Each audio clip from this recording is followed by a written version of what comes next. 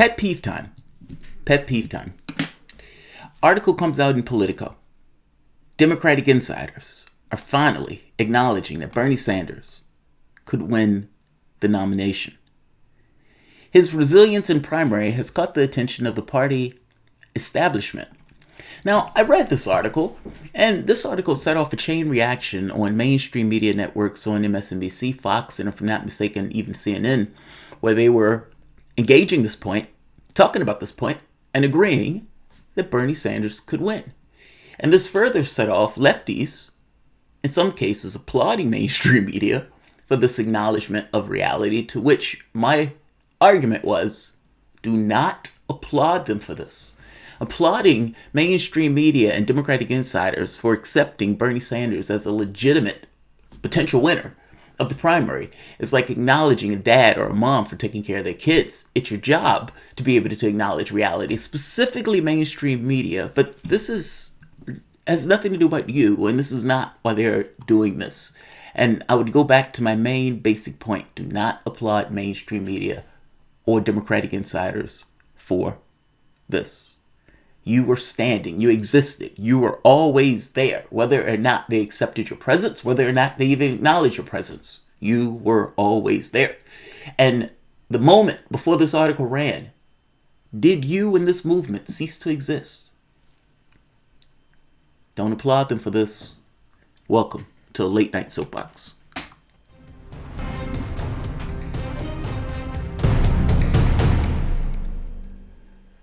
My name is Jamarl Thomas. This is the Progressive Soapbox. Guys, if you dig this content, like, share, subscribe. You can always support PayPal, Patreon. This is a late night edition where real men can't sleep. They do the news. And this was the next up on my queue that I wanted to talk about because, if I'm being honest, it bugged me slightly. 2 quotes from this article. 2 quotes to make it stick. David Brock, Clinton ally David Brock. All lefties will know who this person is. It may have been inevitable that eventually you would have 2 candidates representing each side of the ideological divide in the party. A lot of smart people I've talked to lately think there's a very good chance those 2 end up being Biden and Sanders, said David Brock, a longtime Clinton ally who founded Clinton Super PAC, pro-Clinton Super PAC in 2016. They've both proven to be very resilient. This is a no shit Sherlock. The man had a heart attack.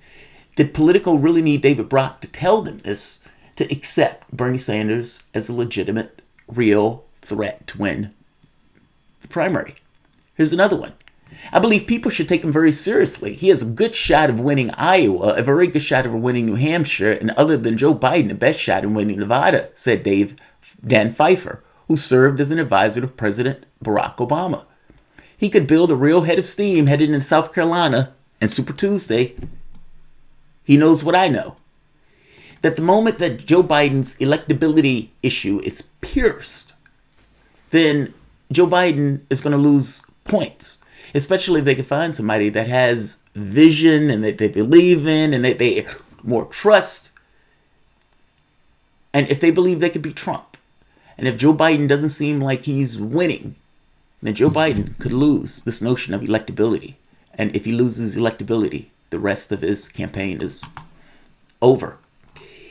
And this is not everybody, by the way. There are a lot of there are a lot of, let's say, right-wing Democrats that don't believe Sanders has a chance at all. And some of those people aren't acting. Some of those people are. Meaning some of those people are taking a political positioning specifically to ignore the fact that Sanders is standing there and are still taking it, despite many others coming to Jesus and saying, all right, we got to deal with the guy. And the last thing they want is Sanders to win. So they're not saying this for his health. Right here. Former California Governor Gray Davis, Californians and Americans in general like options, not mandates. Now, his point here was that Medicare for all was going to be a difficult hurdle in regards to winning the election. But again, this is politics as usual, right? I mean, they're looking at the world through their frame of reference and saying, yep, this would never take place. This would never happen. There's superdelegates that is working with the Joe Biden campaign that, for the most part, was laughing that Medicare for all would never happen, especially late night efficacy about it. He was laughing to a bunch of healthcare execs. This set off a chain reaction on mainstream media. Problems, and yet there he sits and he doesn't dip as the campaign moves along. As you look at the candidates, and I've been to every debate, Bernie Sanders is the one candidate on the stage more than anyone else that people are supporting him because they believe in what he believes in. Yeah. He's not running as a politician. He's running as one leading a movement, and he says that. And right there. He's not running as a politician. He's running as a person who's leading a movement. God, I love that. And Al is right. He is running as leader of a movement because the things that he's talking about has zero chance of taking place unless you are the head of a movement. You have dollars or you have pitchforks. And in this case, the president of the United States is a massive bully pulpit. And Sanders is making an argument, trying to get a head of steam with the public itself running full tilt behind him. So when he takes office, the pressure that he's bringing about, A, is a mandate. But B, all of these other Democrats that are currently in office is going to have to make a choice on who and what they represent. And you're going to have a large mass of the public pushing on him to do so. Medicare for all is impossible without that scenario taking place. This goes beyond just the typical politics. This goes into this notion of movements. In this case, this kind of workers' rights or human rights movement that Sanders is heading. It's not just about one person. It is about all of us. And it spreads across a multi-racial, multicultural coalition. Al is right. I think that is why he will remain in the top three, and that is why he's winning, because people are voting for what they believe in. Later this morning, 11 o'clock, I have Reverend Jesse Jackson coming up to our headquarters. He's launching a new book, Keeping Hope Alive. We supported Reverend Jackson, Bernie Sanders did in the 80s, because we believed in what he was saying. So when people come with a scorecard of can this work or can this pass or not, it's no, should it pass? And that's what the people that are supporting Bernie are saying. We don't know if he'll get this through, but we know we want it through. And that's a little different than people that are trying to measure everything by. Right there. God, right there. You lose by winning in a weird case. And that's said wrongly. And I'm trying to think of the allegory I can give this. But there are times that you take rational actions. And those rational actions have outcomes or unforeseen outcomes. Meaning you do something because you think this is what you need to do in order to get ahead. And you find out that you take 2 steps back in the thing that you do. This is kind of like taking cash. The moment that you take massive amounts of cash, yes, that is going to be helpful in your campaign, but it is not helpful if the people are pointing to you saying that cash is essentially you being bought. Meaning, yes, you get the cash, but you lose in getting the cash. Al Sharpton is making this point here that Sanders is being authentic. And in the process of being authentic, he's not trying to measure this stuff. He's just saying, this is what I believe in, this is what I want. And the public looks at him and says, look, we don't know if he can get all this stuff done. But we know he believes it. We don't have to look over his shoulder. Ultimately, when he wakes up in the morning, when he go to bed that night, it digs at him. It's something he believes in. That's MSNBC, Al Sharpton. Here's another one, MSNBC. And mind you, this is a network that hates his guts. When you look at the level of discourse that takes place on MSNBC with Sanders, he makes my skin crawl. He's anti-woman. And so here's another one. What does it tell us that it is late December and this piece is being written? Yeah. Well, look, Bernie Sanders has 1 million donors. He's raised the second most amount of money, second to Trump's, at over $70 million. He's remained relatively consistent in the polls. He recovered from a heart attack. He's been one of the more consistent debaters. If you look at statewide polls and national polls, he's somewhere between 1, 2, or 3.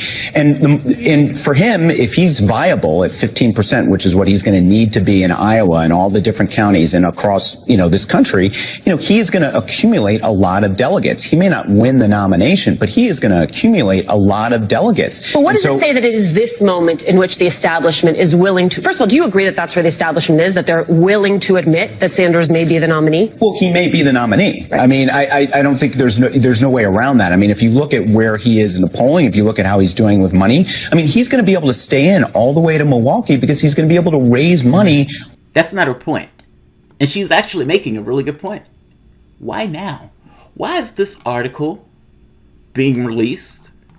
Did Politico go looking for this article? Or was this article to some degree leaked by sources or people associated with it in order to put this out? Why? That is a really good question. And her second main point is, do you agree with me that the establishment of the Democratic Party is now taking Sanders seriously? Here's another one. Yeah, there were a lot of them. This one is on Fox News. Look at the headline, by the way. Old white guy Bernie Sanders may be the Democratic favorite. Of the majority of Americans, that would include people of color. I think that a party is diverse. The party is listening to people of color and to women, and that's the strength of the party. But what we need is somebody with conviction, and that's where I think Bernie Sanders is got a lot of strength because he's been the same his entire career, unlike many of the other people that have run. Well, let me... This is positive press coverage, so it's not that I hate it. You know, don't misunderstand me. My complaint is not so much that it's positive press coverage. And if I have a complaint about this, it's more so, let me say it this way. It's great that Democratic insiders now agree that Sanders could potentially win. But to my burners out there, was this not true before these Democratic insiders accepted this? Don't applaud something for the most part of acknowledgement. The Democratic insiders in that particular aspect of the party, you can say the established order of the party, don't dictate what is and what is not viable. They don't dictate what is or is not in existence. The media, for the most part, is now owning up to this Bernie Sanders could possibly win thing. Again, do not applaud media on this. Ultimately, what media is doing here, and what all of this means, it's a testament to failure. It means that for the last 2 years, Bernie Sanders has always been the potential primary winner. He damn near won it the first time around. And the notion that he wasn't necessarily the top candidate or top tier candidate in their minds is a failure on their part. He was always there. Do you believe the moment before this announcement by the Democratic Party establishment that they didn't think he existed? Look at this. This goes back all the way April 16th. Stop Sanders. Democrats are agonizing over his momentum. Months before that, another article came out where Nancy Pelosi, Buttigieg, Chuck Schumer, along with other Democrats and their donors, were cobbling together to try to figure out how they were going to stop Sanders. They always, meaning from the standpoint of the party, knew you were there. They just ceased to acknowledge your existence for political reasons. Maybe if we ignore him, he'll go away. Maybe if we take a case that he never really has a chance to win, he would go away. Maybe if we act as if he's a particular thing, the public will perceive him as such. Well, here's the thing. When this rally was taking place, and this rally took place, by the way, before the article came out, 14,000 people in California. Did this rally not take place? 14,000 people, rally after rally across the United States, getting 20,000 people in stadiums, blowing those stadiums out with people rabidly wanting to vote for Sanders and wanting something radically different in regards to this country. Did that not exist before the Democratic establishment acknowledged your presence? Of course it existed. And what was the media doing as this existed? They tried to ignore you. Hashtag Bernie Blackout. They did their damnedest to ignore you, despite the fact that you were standing there. This article, these talking heads, are only a testament to their failure. You were always standing there. We were always standing there. We were always positioned. Warren has been falling in the polls for months, and they continued to call out as if she was in the number 2 spot. She's been falling away in our very eyesight. Buttigieg, Sanders, Biden, Warren in fourth in Iowa. New Hampshire, Buttigieg, Sanders, Biden, Warren. New Hampshire, Sanders, Buttigieg, Biden, Warren in fourth again. Nevada, Biden, Warren, Sanders, Buttigieg. All right, Warren is number 2 in Nevada. South Carolina, Biden, Warren, Sanders. Warren jumped up in Nevada. Okay, fair enough. California, Biden, Sanders, Warren, Buttigieg. My point is, in the main few states, Sanders is either in 1, 2, or 3. In many of those, he's in the number 1 or 2 spot. And it was maddening, if not insane, to believe that he wasn't there and he wasn't viable as a primary candidate. My point is, Sanders has been ascendant for months now. Warren has been on the decline for months now. He has been blowing out stadiums. He has more money. He has more individual donors. And this has been taking place for months, for almost a year. This acknowledgement of Sanders' presence, you were there whether they acknowledge you or not. I don't care if they acknowledge his presence. I care about winning. From the standpoint of the media, you were always there. And their inability to acknowledge that fact and the attempt to outright just ignore it is a testament to their failure. You acknowledging Sanders now is great. It's nice that you're taking care of your own kids. By the same token, I don't care if you acknowledge him. I appreciate the positive media coverage. But whether you acknowledge Sanders or not, whether you acknowledge the movement or not, we are here and we will remain. I'll leave this here. I don't want to keep this long. I just hated this. It's not that I didn't hate the article. It was more so this issue of this pretending that the guy wasn't there and wasn't a viable primary winner. And now that you're acknowledging we're supposed to applaud this. I don't applaud it or not applaud it. It's just an acknowledgement of reality. And at the very least, I appreciate the acknowledgement of reality, but keep in mind, the very first opportunity they get to put a knife in Bernie Sanders, they will. And up to this point, every time they've acknowledged somebody as a front runner, or as the potential for a front runner, that person has been roundly attacked. This may just be the tipping off point where you're going to get a lot of slanders and smears and socialists and XYZ attacking and hitting Sanders. Be prepared. It will be on the way. But that said, Sanders was always there. Like, share, subscribe. Be right back. Thanks all.